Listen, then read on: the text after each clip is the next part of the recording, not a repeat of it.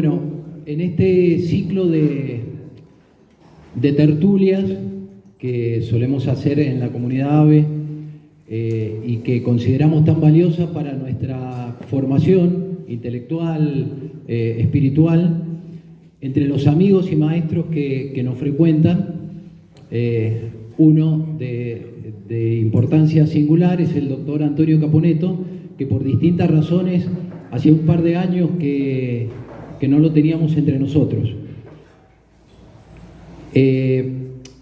Yo creo que casi nunca, o nunca, lo hemos presentado a Antonio con un currículum prolijo, acá en este lugar, contando de su magisterio, de sus logros académicos, sus títulos, sus cuantiosos libros escritos en distintos órdenes, filosóficos, políticos, históricos, educativos, en fin. Porque bueno, ante todo Antonio es un amigo de la casa y es una persona que ha dedicado su vida a la contemplación, al estudio de la verdad y a proclamarla y enseñarla en todos los ámbitos posibles. Hemos elegido para hoy día, sobre todo para esta mañana, hemos pensado en dos charlas más bien de orden educativo. La primera charla que nos va a dar es sobre los pecados capitales y sus remedios, y después de unas pequeñas preguntas, me parece, Antonio, ¿no? Cuando terminemos esta primera charla, algunas preguntas. Después hay una pequeña instancia de café, de recreo, y después una segunda conferencia en la cual va a hablar sobre la misión educadora de la familia. Bueno, creo que es todo. Lo dejamos entonces con Antonio.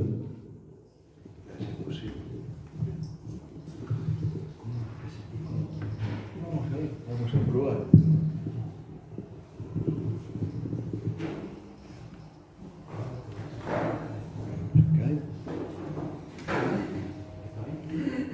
Buenos días. Entiendo que se escucha, ¿no? Sí. Es solo una broma, algo pesada, la que formuló Ignacio Braulio Anzoátegui cuando dijo que los pecados capitales son contradictorios, porque el que tiene gula y lujuria no tiene por qué tener envidia.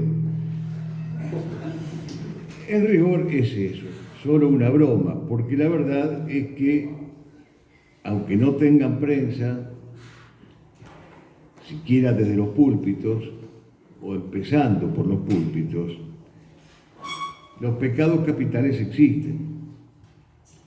Son dañinos, son convergentes, son concurrentes, son concomitantes, y se llaman así precisamente porque pueden ser y son como cabezas, como fuentes o como raíces de muchos pecados más. Al igual que los famosos baobabs que aparecen en el Principito, en el planeta del Principito, si no se los poda a tiempo, los pecados capitales crecen y tienden a constituirse en vicios. Un vicio es mucho más que un pecado. Es un pecado que se ha vuelto hábito. Y es algo mucho más peligroso en la medida en que, crecidos, reemplazan a los hábitos buenos por hábitos malos, muchas veces perversos, nefandos. Y teniendo en cuenta la enseñanza clásica de Santo Tomás, según la cual los hábitos son la segunda naturaleza, si se consolidan estos hábitos, la naturaleza humana sufre mengua y pierde su quicio. El catecismo recuerda la existencia de los pecados capitales y su clásica categorización o clasificación que hemos aprendido todos de niños. Esta clasificación no es una enumeración dispersa, no es una catalogación puramente didáctica, ni es un listado cualquiera. Esta clasificación de los pecados capitales fue hecha por primera vez en los primeros siglos de la Iglesia por los padres del desierto. Fueron ellos los primeros en hablar de los pecados capitales y en darles una clasificación. Es decir, que tiene un origen, esta clasificación de los pecados capitales, un origen antiquísimo, y en los primeros catecismos, en las primeras doctrinas catequéticas recogidas y recopiladas, aparecen, pero como 8. ¿Por qué 8? Porque se consideraba que la soberbia era la fuente y la matriz de 7 restantes. Y los 7 restantes eran la avaricia, la lujuria, la ira, la gula, la envidia, la asedia, que comúnmente llamamos pereza, y la vanagloria. Pero adoptemos o no esta clasificación que nos proponen los padres, lo concreto es que los pecados capitales existen y que tenemos que combatirlos. Ahora bien, todavía no se ha reflexionado lo suficiente el alcance intencionalmente dañino que tiene la propaganda en la promoción despiadada de estos desórdenes morales.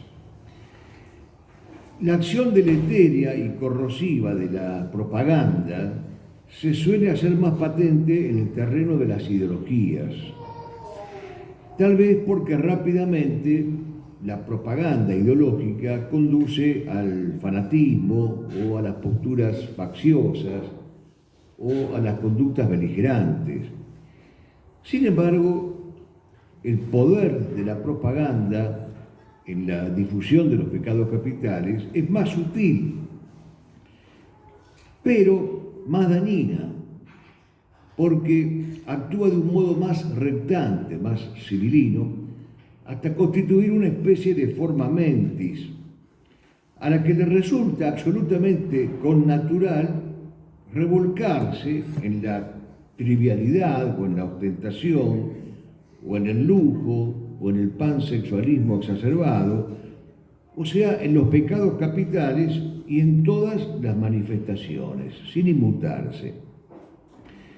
La conocida y tan traída y llevada afirmación de John Seniors, venda un televisor, venda su televisor y cómprese un piano, hoy resulta más que un consejo, hoy resulta una consigna apremiante, porque las pantallas, en cualesquiera de sus múltiples usos, han terminado por atrofiar la mismísima libertad humana, colocando al sujeto en la condición de una aplicación telefónica más.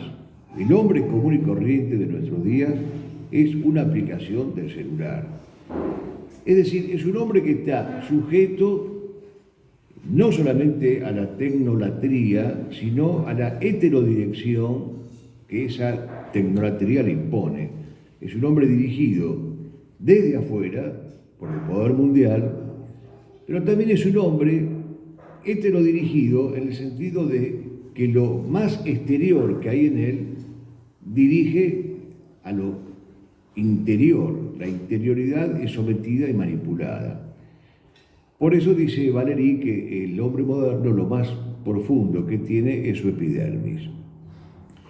En consecuencia, una característica moderna, preocupante de estos vicios capitales es que por acción de la propaganda se han vuelto masificables y masificantes. Y hoy se dan en 1000 distintas combinaciones, formando verdaderas epidemias sobre las cuales no hay ningún cordón sanitario que se aplique. La propaganda que mencionábamos antes trabaja hábilmente sobre los vicios capitales. Un ejemplo para ilustrar lo que estamos diciendo es el consumismo. El consumismo es la necesidad artificial y viciosa de cosas superfluas, constantemente renovadas, creyendo que su satisfacción habrá de darnos esa felicidad de potrero verde de la que hablaba Nietzsche.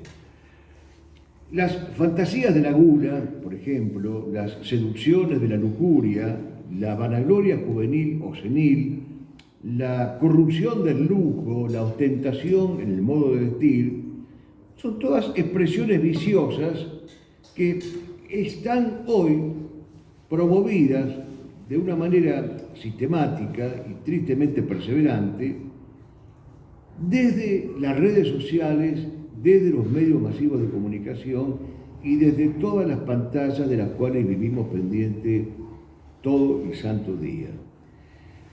Con razón dice San Juan Crisóstomo, y vean lo visionario de estas afirmaciones del santo, me vienen ganas de llorar al ver la locura de esos jóvenes.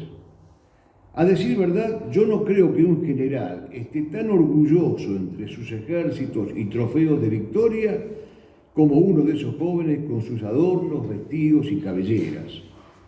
Muchos jóvenes han prostituido su propia hermosura a trueque de satisfacer sus deseos.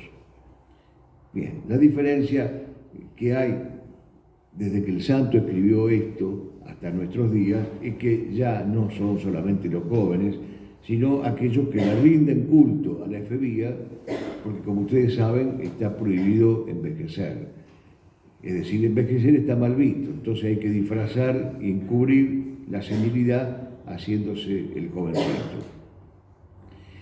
Conozcamos, pues, uno a uno estos males, tratando de darles un eficaz remedio. Empecemos por la soberbia. Vamos a valernos de la clasificación catequística tradicional. La soberbia es un deseo desordenado de la propia excelencia, porque existe un deseo ordenado de la propia excelencia que es virtud y se llama humildad. Pero en la soberbia el problema es el desorden, el desquicio de la búsqueda de la propia excelencia. Y en este deseo desordenado de la propia excelencia, el soberbio es capaz de ponerse encima de cualquier hombre y es capaz de ponerse encima del mismo Dios. Es pretender alcanzar la felicidad pero sin virtud. ¿Quién es entonces el soberbio? Soberbio es aquel que desproporciona y desorbita su propio ser, que se desmesura respecto de sí mismo, que quiere ser sobre lo que en realidad no es, y que busca autoafirmarse a expensas de los demás y, llegado el caso, a expensas del mismo Creador. Todos los demás vicios no son sino máscaras con las cuales oculta su rostro la soberbia. El soberbio es capaz de llamar malo a lo bueno con tal de poder ser más él mismo. En una palabra, el soberbio reedita el gesto luciferino del Adán pecador que se planta frente a Dios y dice: yo no serviré, quiero ser como Dios y de hecho soy como Dios. Muchas cosas se han escrito sobre la soberbia, pero el soberbio en concreto es aquel que está convencido de que no precisa de nadie ni para ser ni para vivir. No necesita ni de los padres ni de los maestros. Ahora bien, disuelta esta juntura entre la paternidad y la filiación, entre el magisterio y el discipulado, el acto educacional concreto se hace imposible. Es la campaña atroz lanzada hoy desembosadamente contra el patriarcado y contra el magisterio, que son tenidos como símbolos de tiranía, como manifestaciones de soberbia. Pero ¿cuáles son en realidad las auténticas manifestaciones más patentes de la soberbia? Creer que todo lo bueno que tengo o creo tener procede de mí. Creer que todo lo bueno que tengo o creo tener me lo dio Dios, porque si no, ¿a quién se lo iba a dar? Me lo dio porque me lo merecía, obviamente. Creer que tengo exclusivamente cosas buenas, llamando así a las cosas malas. Despreciar los bienes y los talentos de los demás. Y despreciar los saberes valiosos de los demás. El soberbio siente que no precisa de nadie, ni para ser ni para vivir. El gran antídoto de la soberbia, además de la colafización, es decir, del sacro cachetazo, es recordar que todo lo bueno que tenemos, si es que tenemos, todos los dones que tenemos y tenemos, son ropa prestada. Me las dio Dios, dice San Pablo en la primera carta a los Corintios 4:7. ¿Qué tienes que no hayas recibido? Y si lo has recibido, ¿por qué te glorías como si no lo hubieras recibido de Dios? Hay remedios contra la soberbia. Pedir a Dios fervientemente que nos enseñe el camino de la humildad.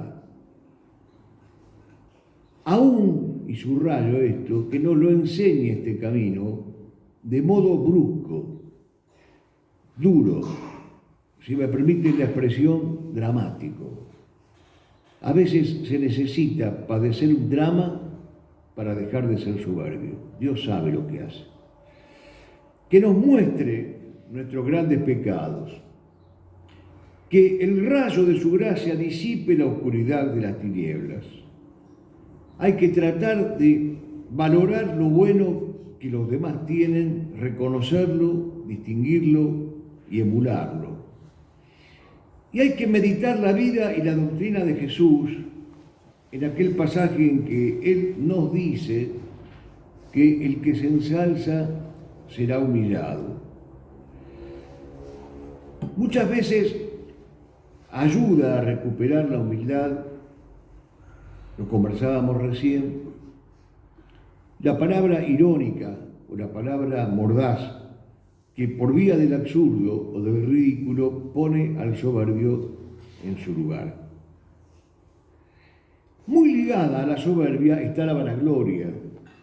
La gloria es fama de alabanza. La tiene quien es famoso por algo bueno. Lo vano es lo vacío, lo que no tiene fundamento real. La vanagloria, por lo tanto, es la fama sin fundamento.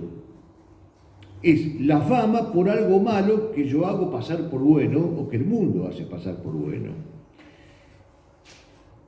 Quien desea desordenadamente ser famoso y ser alabado, ese es el que tiene vanagloria. Quien desea elogios desproporcionados o fuera de lugar, ese es el que tiene vanagloria. Quien desea elogios de gente sin valor con tal de ser elogiado. Y quien se complace en enumerar sus atributos físicos, económicos, culturales, sociales. Ese es el que tiene vanagloria. Por eso dice Jeremías que el sabio no se gloríe de su sabiduría, que el fuerte no se gloríe de su fuerza, ni el rico se gloríe de su riqueza. El que se gloríe de esto, de tener inteligencia y conocerme. Lo más grave del hombre henchido de vanagloria es que vive pendiente del juicio de los demás y en cambio vive sordo del juicio de Dios. Nos preguntamos, justamente porque estamos en un colegio y entre docentes amigos, ¿cómo podría enseñar un padre y cómo podría enseñar un docente si está henchido de vanagloria? Si uno advierte que realmente tiene este defecto, o lo tienen nuestros hijos o nuestros alumnos, hay que procurar erradicarlo lo antes posible. Hay en tierras de Málaga una cofradía de la humildad que se remonta al año 1694. Cofradía de la humildad. No es mala idea. Se fundó en el convento de la Real y Militar Orden de la Merced, y la extraordinaria talla del Cristo abatido y señorial en su kenosis, en su anonadamiento, sale en procesión en las jornadas del Viernes Santo.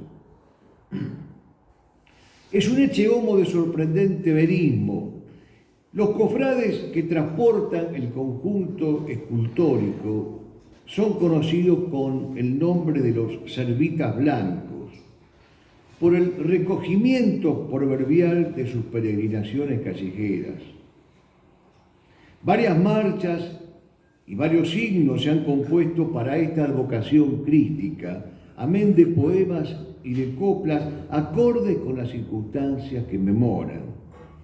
Nos place recordar una de esas coplas dirigidas al Cristo de la humildad por los servitas blancos de la Cofradía de la Humildad. Aquí tenéis al hombre, dijo Poncio Pilatos, mostrando al pueblo a Cristo escarnecido. Aquí tenéis al hombre, vedlo, herido. Su espalda está quebrada por 30 latigazos y la sangre le corre por su torso bendito. Aquí tenéis al hombre, lleva manto de púrpura, una caña por cetro y corona de espinos. Aquí tenéis al hombre, mas tengo que deciros que no hallo en él delito alguno cometido. Jesús mira hacia el suelo con ánimo sereno, espera el veredicto, la humildad tatuada en su rostro divino. Este es el antídoto, el Cristo de la humildad. Mira al suelo, la humildad tatuada en su rostro divino. Buena medicina podría resultar entonces la contemplación de la humildad de Cristo, y a este Cristo de la humildad, para los que están contaminados del virus de la vanagloria. Como los miembros de esta cofradía, los maestros y los alumnos cristianos deberían ser como los servitas blancos y encomendarse a esta advocación cristológica antes de cada clase. En pocas palabras, el gran antídoto contra la vanagloria es la humildad. El abad Antonio, uno de los padres del desierto que tanto tocó este tema, dice: vi todas las redes del enemigo desplegadas sobre la tierra y pregunté gimiendo, ¿quién puede pasar a través de esas trampas? Entonces escuché una sola voz clara que me respondía: la humildad. La humildad nos hace conocer y vivir nuestra pequeñez y nuestra dependencia de Dios. Pero cuidado, humilde no es solo el que se pone por detrás de los demás, sino el que se pone de rodillas delante de Dios. Si vencemos todos los vicios, pero no alcanzamos la humildad, caemos de nuevo en el peor de la manifestación de la soberbia, que es sin duda la peor, el fariseísmo, que sería tema aparte de conversación. Solo la humildad es la puerta abierta por la que es posible ser cristianamente libre, es decir, libre de todos los vicios, enemigos de todos los vicios. Y hay que tener un particular cuidado en exhibirse humilde, porque entonces caemos en la trágica paradoja de la fanfarronería de la humildad. Pasemos a la avaricia. Si es posible dividir a los vicios capitales en carnales y espirituales, diríamos que los carnales desean la posesión desordenada de algo material, mientras que los espirituales buscan la posesión desordenada de algo espiritual. La avaricia se encuentra en un estado intermedio. ¿Por qué? Porque la avaricia es la avidez desmedida de bienes materiales, pero para obtener un placer espiritual desordenado. Es el deseo inmoderado de riquezas y la avidez viciosa de ganancias. Entonces, el avaro convierte, en fin, lo que es un medio. Hace de la plata y de los bienes exteriores una meta existencial. Se estrecha y se ciñe el alma para no socorrer a los más necesitados. Y cierra el corazón y cierra las manos a todas las obras de misericordia. La avaricia puede asaltarnos en cualquiera de las edades de la vida, diría Guardini. En la niñez nos tienta con el egoísmo de no querer compartir los elementos propios del ludismo infantil. En la juventud nos tienta con la obtención rápida, vertiginosa de la libertad económica. En la madurez nos tienta con la previsión demasiado humana de las cosas futuras. Y en la vejez nos tienta con el sentimiento de la desprotección que nos lleva a querer acaparar y acaparar para estar seguros. ¿Seguros de qué? La avaricia vuelve al hombre huraño, temeroso, obsesivo, inquieto, siempre ocupado y preocupado por conservar y por incrementar las posesiones. La avaricia conduce a la injusticia y a la idolatría. La idolatría moderna del comercio, de la industria, del éxito rápido y del enriquecimiento ilícito. Un corazón avaro es un corazón que pierde la capacidad ociosa. Y sin ocio contemplativo no hay vida cristiana y tampoco educación cristiana.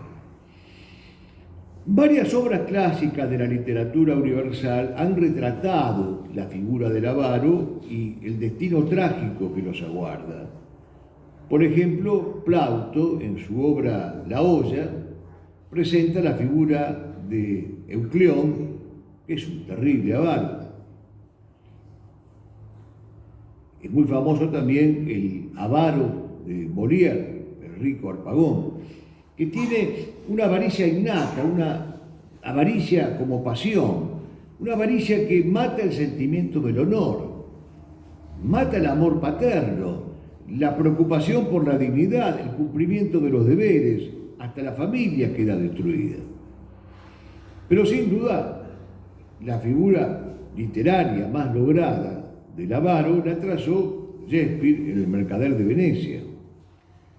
Recuerden ustedes aquel pasaje en el cual Shylock le dice a Antonio, su antagonista, lo odio porque es cristiano, pero mucho más todavía porque en su baja simplicidad presta dinero gratis y hace así descender la tasa de la usura. Maldita sea mi tribu si lo perdono. Por suerte en el INADI todavía no se han enterado de la existencia del Mercader de Venecia.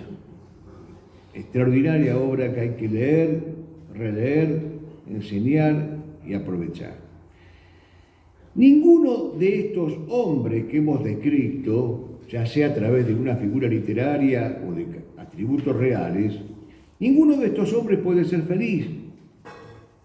Porque la avaricia, según enseña Santo Tomás en la cuestión 84 de la Secunda, la avaricia, al corromper la justicia y enfriar la caridad, termina volcando las mentes hacia la obsesión, hacia la desesperación y hacia la asedia. Una mente embotada por el apetito desordenado de acumular posesiones, ni conoce la dicha, ni sabe de los secretos de la delectación o de la fruición intelectual. Su destino termina siendo la brutalidad y el salvajismo. Escuchemos una vez más a Cristo que nos dice: no acumuléis tesoros en la tierra, donde el polvo lo ensucia y los ladrones lo roban. Acumulad más bien tesoros en el cielo. Dice bien Fray Luis de León en su oda a Felipe Ruiz, que más tuerce la cara cuanto posee más el alma avara, y más dura la suerte del mezquino que no osa abrir la mano escasa. Que vale el no tocado tesoro si corrompe el dulce sueño, si estrecha el nudo dado, si más enturbia el ceño y deja en la riqueza pobre al dueño. Es un pecado que tenemos que abolir con prontitud, que tantos males conexos nos trae, que es el de la avaricia. Veamos ahora el pecado de la lujuria. Se puede caer en lujuria por incontinencia, por precipitación, por debilidad, por malicia,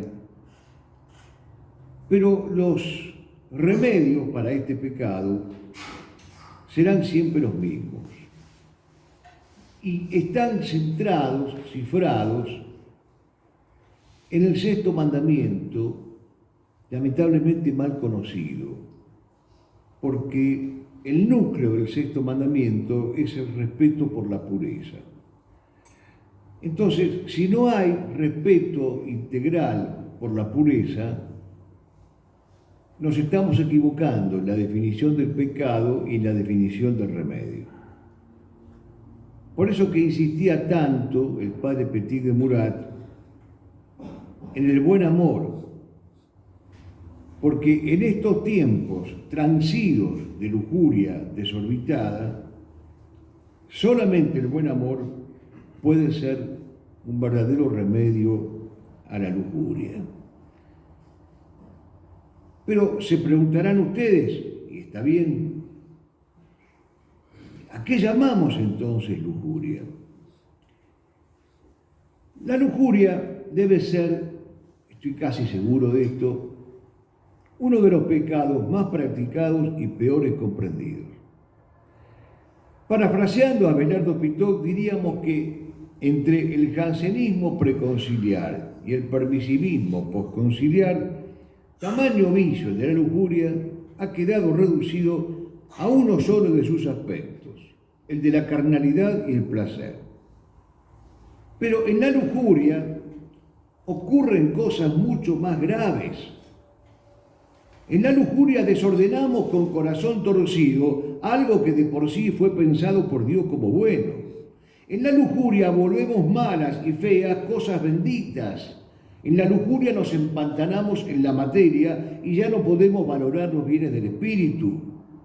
Lo más profundo que nos queda en la lujuria es lo fenomenológico. Lo más alto que nos sacia es la glándula. El mayor amor que practicamos es el amor propio. Con palabras algo más técnicas, diríamos que el eros y el ágape rompen su natural concordia y que una vez iniciada esta fractura, se desencadenan otras que conducen a la bestialización. El pecado de la lujuria no es tal porque se refiere a la sexualidad, ni está en la frecuencia o en la intensidad del placer desordenado. Está propiamente en el desorden por el cual hacemos malas y feas cosas benditas que Dios quiso que fueran benditas. El arrepentimiento del lujurioso no debe ser tanto el placer sentido que le causa un remordimiento, sino el haber traicionado el orden jerárquico de la vida del placer tal como Dios lo pensó para nosotros. La lujuria es la sensualidad y la sexualidad de espaldas al plan de Dios y a sabiendas de que lo estamos llevando a cabo a espaldas del plan de Dios. Por la lujuria, dice el padre Petit, el amor se convierte en un saqueo glandular y hormonal. Por la lujuria, dos personas se usan mutuamente en complicidad de egoísmos.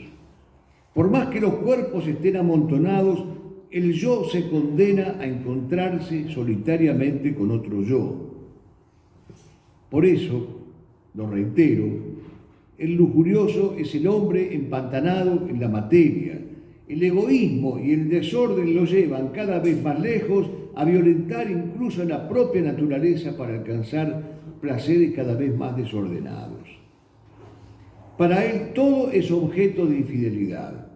Con tal de satisfacer la saturación golosa de su piel, el lujurioso cae en la contranatura, en la justificación y en la apología de la contranatura. El lujurioso es capaz de vender su corazón porque no ama otra cosa más que su propio egoísmo. Cuando Piper, en su estudio sobre el amor, comienza por buscar los significados de la palabra en los distintos idiomas, encuentra un común denominador. Y dice Piper, amar quiere decir aprobar, dar por bueno a alguien, ponerse de cara a él y decirle, es bueno que existas, es bueno que estés en este mundo. En la visión cristiana, lo natural se ordena a lo sobrenatural, la razón se ordena a la revelación, lo sensible a lo inteligible, el eros al ágape. Y este es el camino natural de la elevación. Y es el camino que hoy está deliberadamente roto. Hay una degradación intencional del eros que lleva al animalismo, a la feralidad, y hay una desvinculación intencional del eros con el ágape que lleva al materialismo. Por eso hay que volver a vincular el eros con el ágape, como decía el Papa Benedicto XVI en Deus Caritas Est. Tarea del maestro, difícil de por sí, pero vaya época para tornarla aún más complicada. Tarea del maestro será la de volver a reanudar estos lazos que han sido deliberadamente rotos y que por eso han causado y siguen causando espantosos estragos.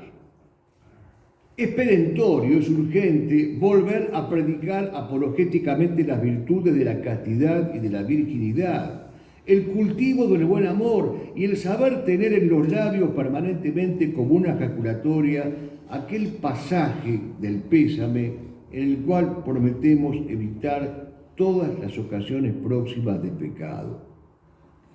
Urge lograr que la juventud se sienta honrada nadando contracorriente, haciendo de la pureza un pendón, una campaña y un triunfo.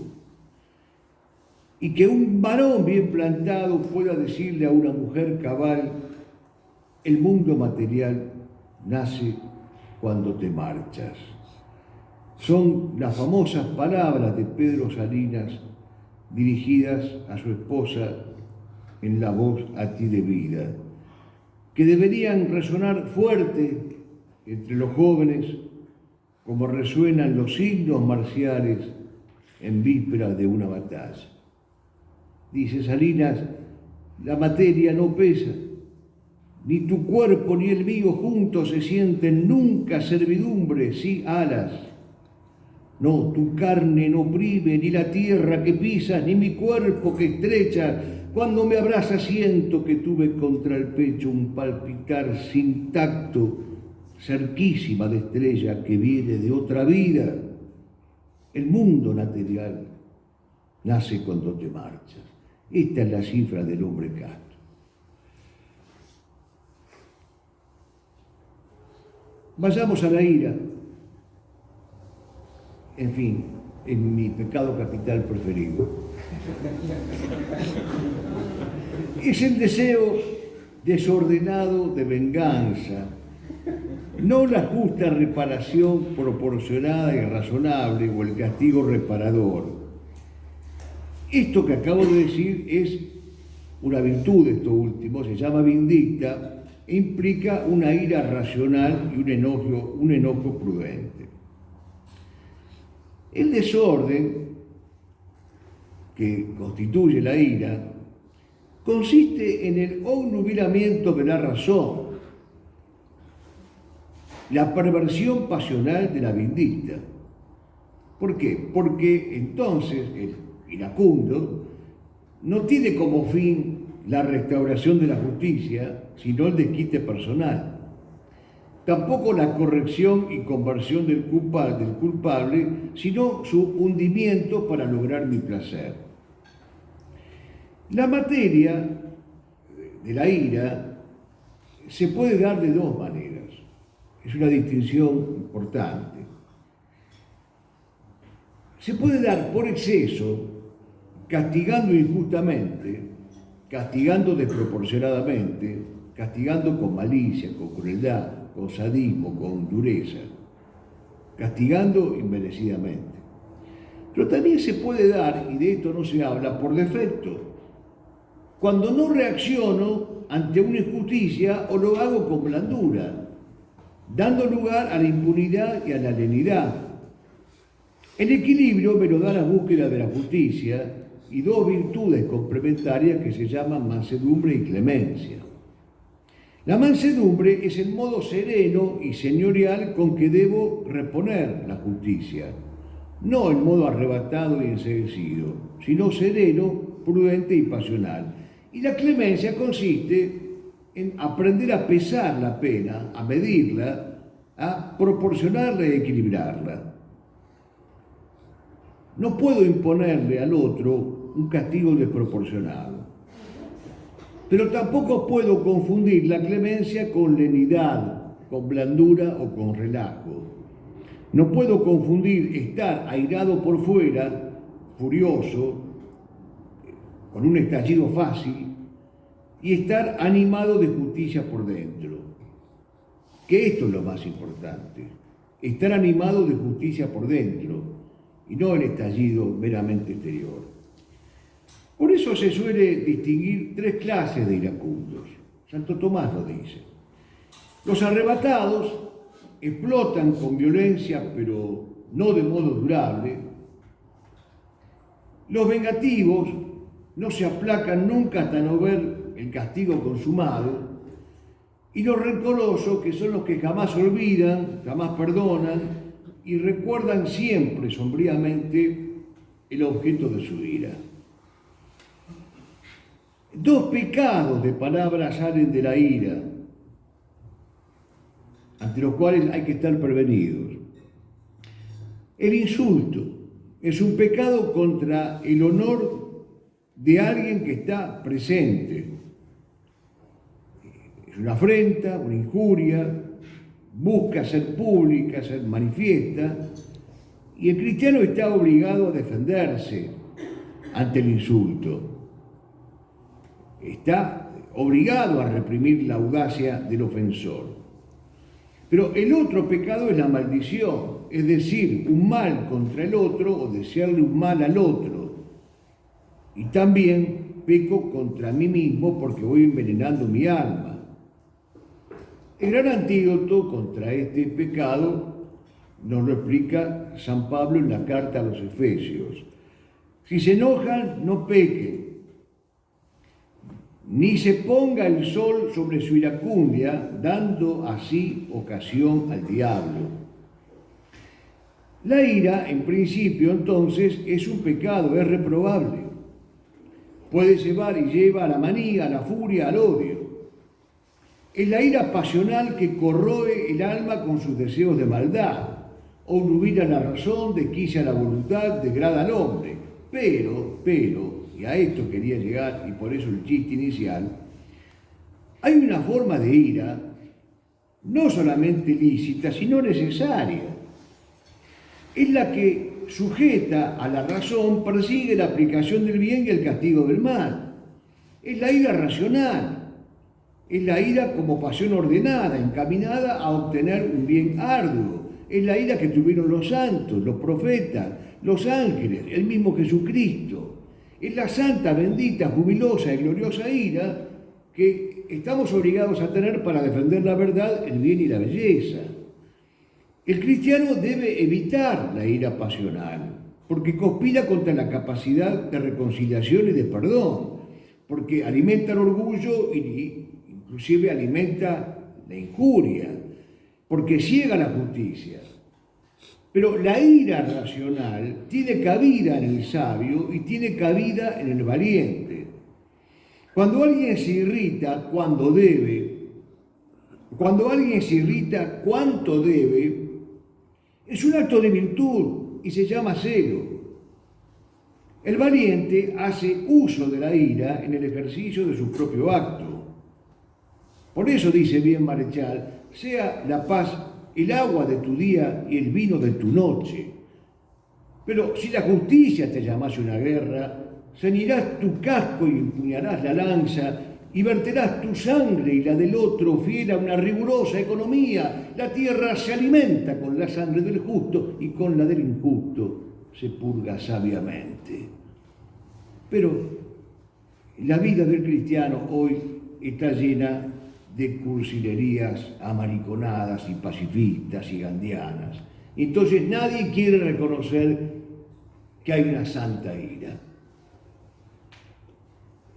No es Amado Nervo un santo de mi devoción o uno de mis poetas favoritos, ni mucho menos. Pero alguien me puso en el camino un poema de él que temporariamente me tiene reconciliado con Amado Nervo y que dice lo siguiente: para librarme de lo imprevisto, cuando mi estancia se queda sola, guardo en mis ropas un santo Cristo y una pistola. Si quien me acecha siendo un malvado también es hombre de religión, valdrá el Cristo crucificado, sino el revólver de doble acción. Yo soy un alma que el miedo asedia, mas hay del hombre que me maltrata, como los frailes de la Edad Media, la propia mano bendice o mata. Y por librarme de lo imprevisto, cuando mi estancia se queda sola, guardo en mis ropas un santo Cristo y una pistola. Pero que funcione.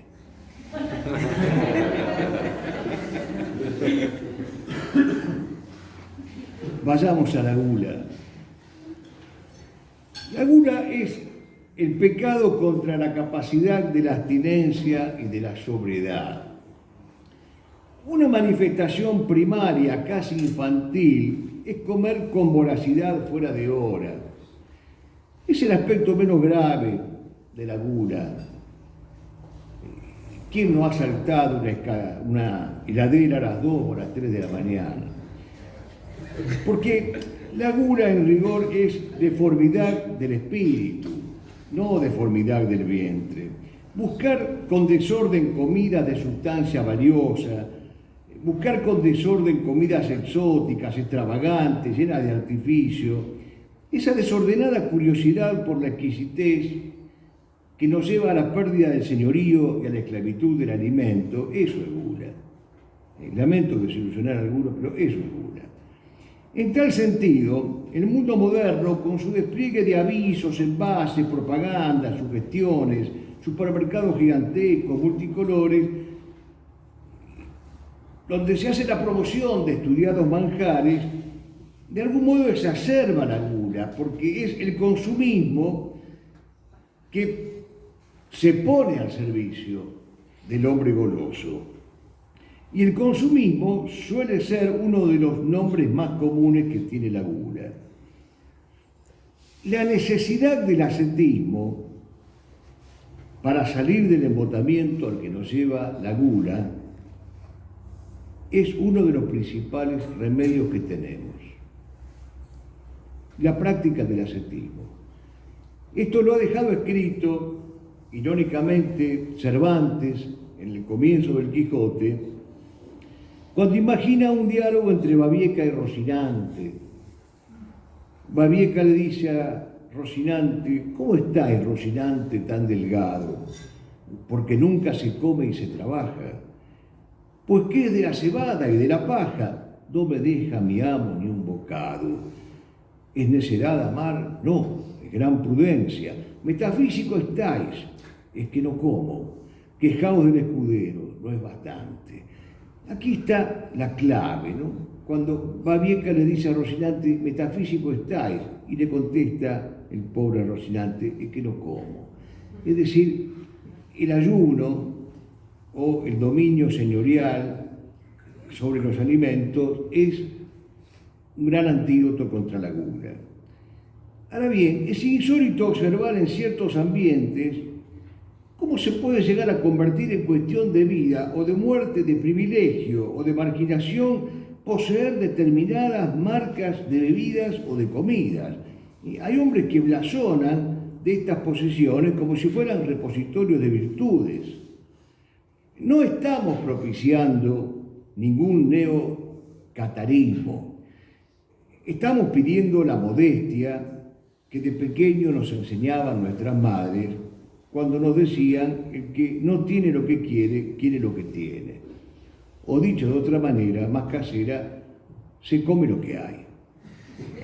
Y si no hay, ese día no se come, nadie se muere. Tampoco, entiéndanme bien esto último, porque si no me entienden bien esto último me van a odiar. Tampoco estamos defendiendo a los agroicos, que dice Aristóteles, o los aguafiestas. Que vivan las fiestas cristianas, que vivan, que abunden, y en ellas la santa prodigalidad de llantar y descansar, celebrando lo digno de ser celebrado, como hombres y no como ángeles. Que existan muchos personajes como Chesterton, del cual decían Anzoátegui, elogiándolo, creía en el milagro del pan y del tocino y en la luz clamorosa que se oculta en el vino, y en el hada Morgana y el guerrero cruzado, y en la Virgen María y en el Verbo encarnado. Que existan al fin verbenas y agasajos, jubileos y galas, romerías y festivales, pero que nada de ello sea ocasión para que nosotros caigamos en la gula. Debo aclarar entonces que no es gula comer y beber en ocasiones con festiva abundancia, en la comensalidad familiar, amical o camaraderil, para compartir una celebración o algo digno de ser homenajeado. Esto es lícito y es antiguamente cristiano. Pero hay que saber que los alimentos no son simples mercancías que llegan a nuestra mesa, sino que son frutos bendecidos y agradecidos por la madre y por el padre. Que los alimentos poseen sus significados, según el tiempo, los ciclos litúrgicos, las estaciones del año. Que los alimentos reúnen y congregan a la familia y que sacian algo más que las necesidades físicas.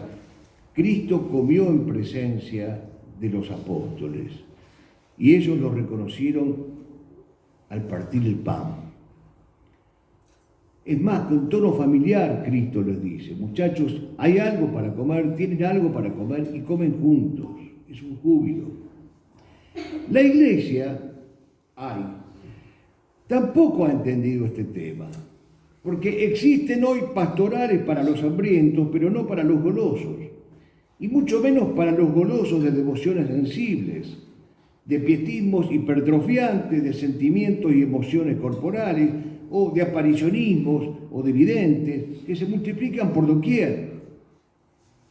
Hay creyentes cuya rectitud de intenciones no osaríamos negar, que cargan la mente y el corazón de devociones, de apariciones, de audiciones, de profetas, de carismas, de anuncios, con la misma avidez con la que pueden llenar los carromatos de los supermercados. Sobre esto la Iglesia lamentablemente no acierta a predicar. Y hay una última sutileza de la gula, muy común en los adolescentes. Y era de aquellos chicos que en pos de alcanzar una silueta predeterminada en la publicidad de las 1001 pantallas, son capaces de empeñarse en gastos desproporcionados, en sacrificios dignos de mejores causas, convirtiendo sus vidas en una dieta perpetua, pero no por razones médicas que serían legítimas y ponderables, sino para vivir y reinar en el mundo de las medidas antropométricas consideradas perfectas por el sistema. Para tales anoréxicos que pretenden imponer su enfermedad como salud y motivo de orgullo, es que quiero leerles estas páginas extraordinarias de Anzoátegui que se llaman De la obesidad como forma de gobierno. Dice Anzoátegui: hay gordos vergonzantes que renuncian a su gloria en arriesgados cálculos de calorías y de caminatas inútiles. Hombres que son indignos del calificativo de gordos, porque son indignos de toda palabra regocijante. Los gordos, los verdaderos gordos, sienten el orgullo del volumen de agua que desplazan en la bañadera y del resoplido de los asientos Pullman cuando se sientan en el cinematógrafo. Esos se saben fuertes en su hermandad de gordos y saben que su alegría reside en la obesidad que les da el tono y la clase. Esos se ríen como el sol se ríe con el sol. Su vida es una continua alabanza de la vida y un aprovechar del aire y la luz como ningún otro hombre puede aprovecharlo. Una ciudad de hombres flacos es una ciudad de sombras. Un país de hombres flacos es siempre un país triste. Los hombres pintan gordas a la república, a la ganadería y a la industria. El mundo necesita de los gordos para salvarse. Necesita del aplomo y de la ligereza y de la violencia. El gobierno de los gordos se daría estos tres requisitos: congresos de reyes gordos, porque nosotros somos monárquicos. Se reunirían periódicamente en las principales ciudades del país para considerar ante las mesas servidas los problemas de la humanidad. Los gordos terminarían con la democracia, que inventaron hombres tristes y enjutos de carnes. Reyes alegres y obesos se sentarían en los tronos de los reyes antiguos, que sabían reír con su risa de cántaro y también sabían morir de una puñalada. Tomarían a su cargo a los huérfanos y ofrecerían a las niñas el ejemplo de las mujeres de nuestro hermano Pedro Pablo Rubens, que Dios tenga su gloria. Realmente es una página brillante de Anzoátegui, entenderán ustedes la paradoja. Y en fin, bromas aparte, el mejor remedio contra la gula es contemplar el banquete eterno, el ágape celestial, con su mantel tendido que nunca se tendió en mesa terrena alguna. Allí, en la mesa eterna, seremos comensales de Dios y comeremos el panis angelicus, que es el manjar del alma enamorada. Vayamos a la envidia. La envidia consiste en tomar como un mal propio el bien ajeno y apenarse. Es una tristeza llena de rebeldías y de odios por el bien ajeno. El campo propicio donde acostumbra a germinar la envidia es el de los prójimos. La proximidad de lugar, de edad, de posición, de estado. Establecemos comparaciones y ahí nace la envidia. La envidia crece en esta proximidad. La envidia crece además en contacto con los pusilánimes, con cualquier pequeño de alma y de carácter. Uno de los rasgos que hace más peligrosa la envidia es que no se ve. Hasta les diría yo que necesita de no hacerse ver. Siente vergüenza el envidioso de que se note que es envidioso. Se nota la lujuria.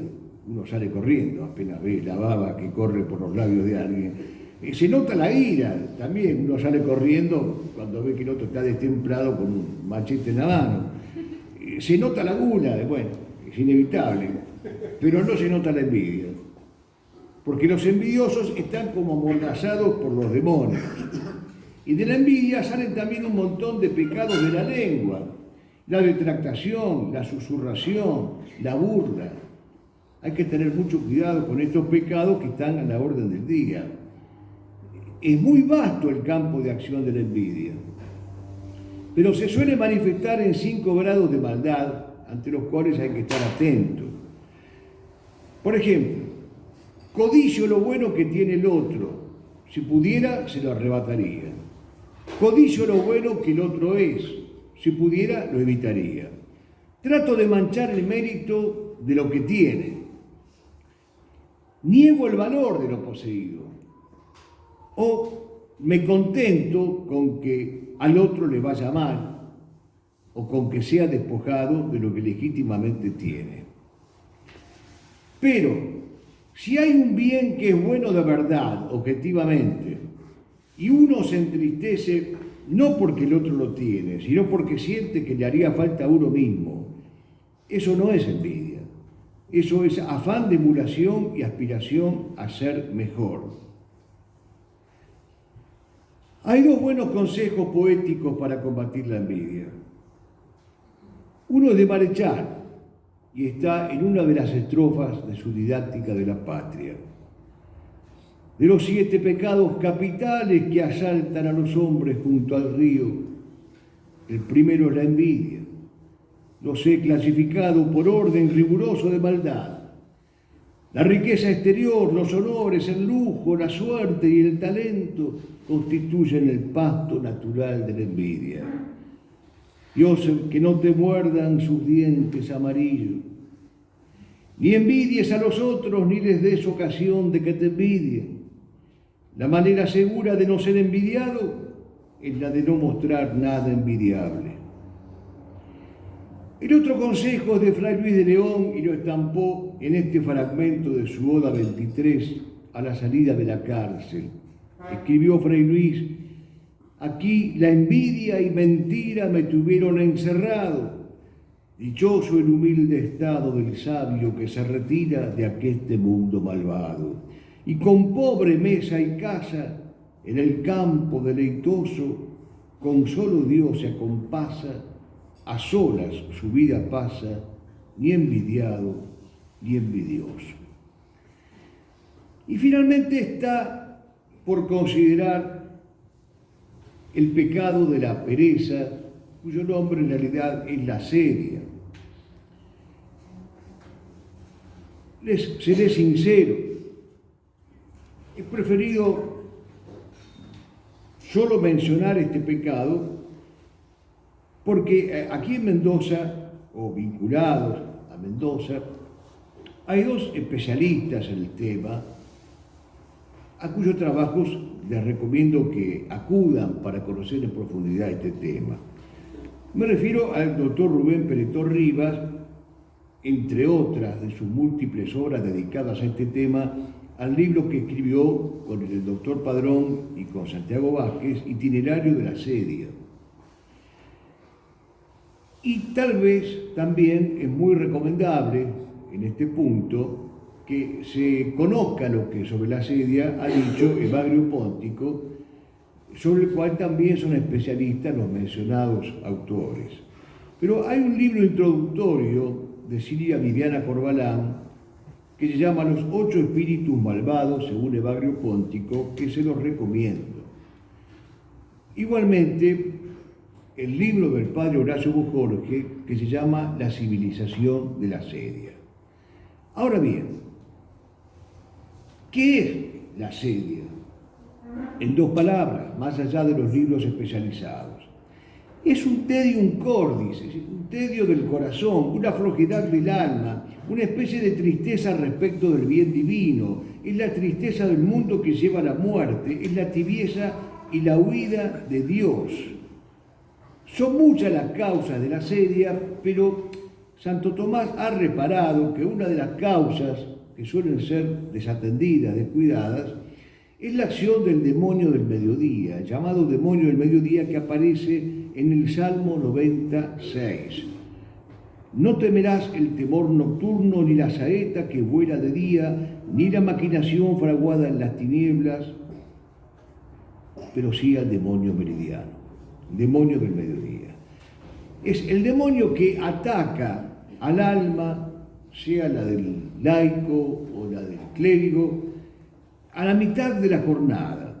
Le llena el corazón de cansancio, de tedio, de nostalgia de mundo, nostalgia de siglo, de aversión por el lugar que habita, y le hace suspirar lugares o condiciones cada vez más sofisticadas. También la sedia tiene sus antídotos. A la desesperación que provoca, la esperanza.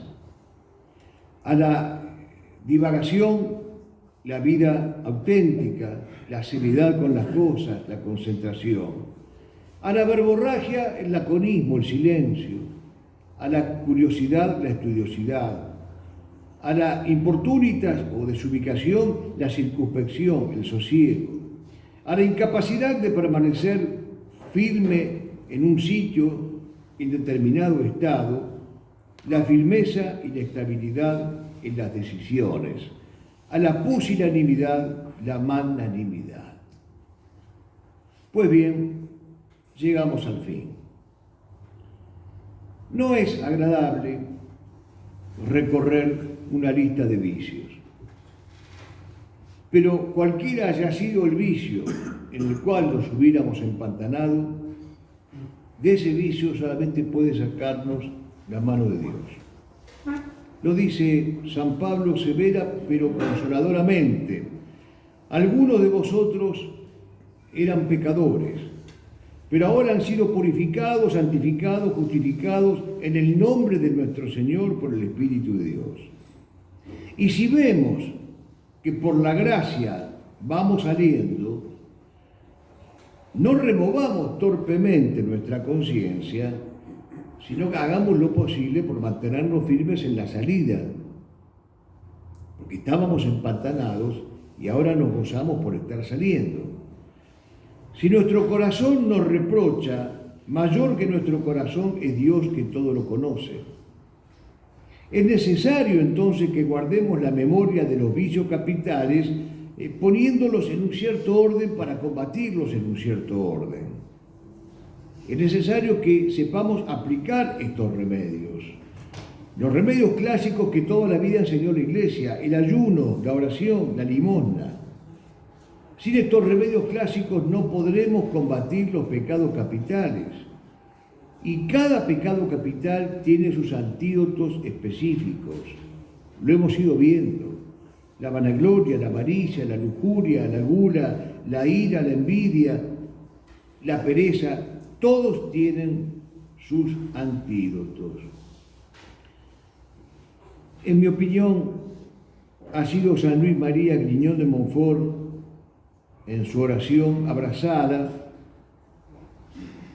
el que nos permite reunir todos estos antídotos.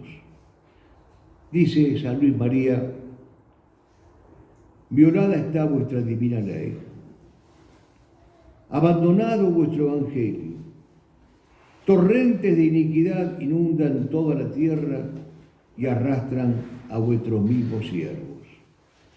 Desolada está la tierra, la impiedad se asienta en los tronos, vuestro santuario es profanado, la abominación está en mano del mismo lugar santo. Señor, ¿no os dicen todos los justos de la tierra: venid, Señor Jesús, venid, Señor Jesús? ¿Qué os pido? Nada para mí, todo para vuestra gloria. Os pido hombres siempre prontos a serviros, siempre listos a correr y a sufrirlo todo con vos y para vos, como los apóstoles. Vamos también nosotros a morir con Él. ¿Qué es lo que necesitamos?, dice San Luis María. Un batallón de valientes leones entre tantas liebres tímidas, una falange de santos misioneros. Y vos, Señor, habiendo tanta gloria, tanta dulzura y tanto provecho en serviros, ¿cómo es posible que casi nadie quiera tomar partido por vos? Señor, levantaos. ¿Por qué aparentáis dormir? Levantaos, Señor, con toda vuestra omnipotencia, vuestra misericordia, vuestra justicia, para formaros una compañía escogida de guardias reales que custodien vuestra casa, defiendan vuestro honor y salven a vuestras almas, para que no haya más que un redil y un pastor, y que todos os tributen gloria en vuestro templo. Queridos amigos, ¿qué se nos pide en esta oración abrazada? ¿Qué tenemos que hacer?